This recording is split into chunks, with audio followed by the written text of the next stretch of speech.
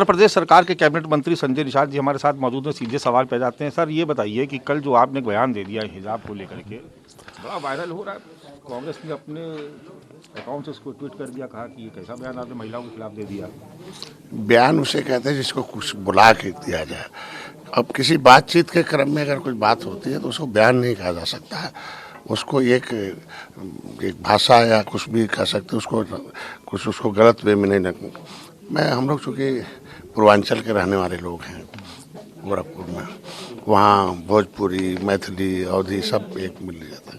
हमारे यहाँ का भाषा ही कुछ अलग ही है। जो हमारी जो किसी को भी पूर्वांचल और संस्कृति का ज्ञान होगा, भाषा संस्कृति का थोड़ा सा भी ज्ञान होगा तो अच्छी तरह समझेगा कि गांव देहात में जब किसी इस बात को टालना हो या बल्कि उनके अंदाज में कहना हो तो फिर वह पारंपरिक तौर पर कहता है। जैसे भोजपुरी में हम लोग कहते हैं ना कि फलनवा यह कहले बना कुछ और नाई कहलस ना, चला बतिया छोड़ दा।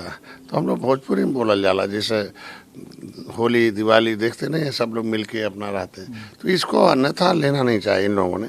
अब क्या कहा जा सकता है इन लोगों को? अगर यह कोई अपमान नहीं है बल्कि बातचीत आगे बढ़ाने, विवाद से बचने का एक लोक प्रचलित तरीका था।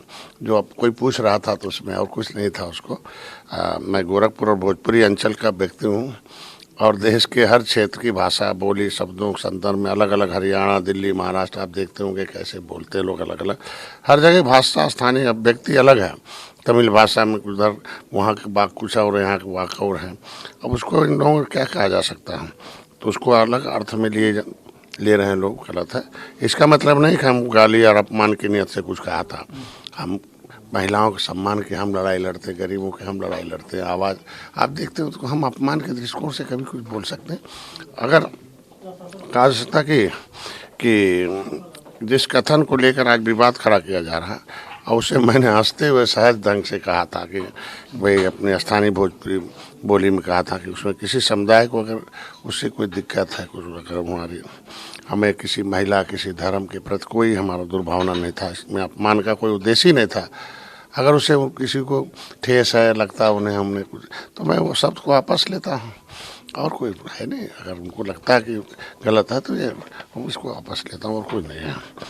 तो ये कैबिनेट मंत्री संजय निषाद जी जो कह रहे हैं कि हमको अगर किसी को उनके बयान से या उनकी किसी बात से ठेस पहुंची तो उसके लिए वो खुद अपने शब्दों को वापस ले रहे हैं और फिलहाल इस मामले में वो कह रहे हैं कि अगर किसी को अपमानित महसूस हुआ हो तो वो उसके लिए अपने आप को अपने बयान को वापस ले रहे हैं, उस पर खेद व्यक्त कर रहे हैं।